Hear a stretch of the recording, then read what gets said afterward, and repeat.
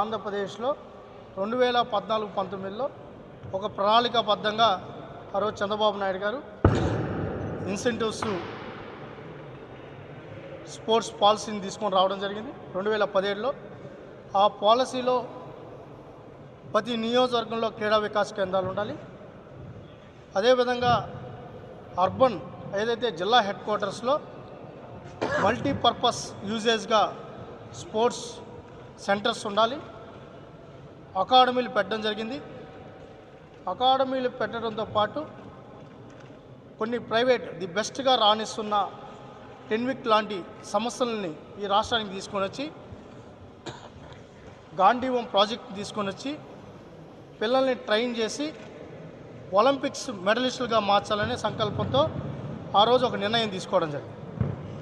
దాంట్లో భాగంగానే మన ఒలింపిక్స్లో పార్టిసిపేషన్ చేసిన ఎర్రా జ్యోతి కావచ్చు, ఇలాంటి చాలామంది క్రీడాకారులు తయారవడం జరిగింది. దురదృష్టవశాతం జగన్మోహన్ రెడ్డి అధికారంలోకి రావడం స్పోర్ట్స్ను ఆయన పోకటి వేళ్లతో కూడా బూట్ కాల్తో తన్ని ఆయనకి స్పోర్ట్స్ అంటే పబ్జీ గేమ్స్కే అనుకునే విధంగా ఆయన ప్రవర్తించడం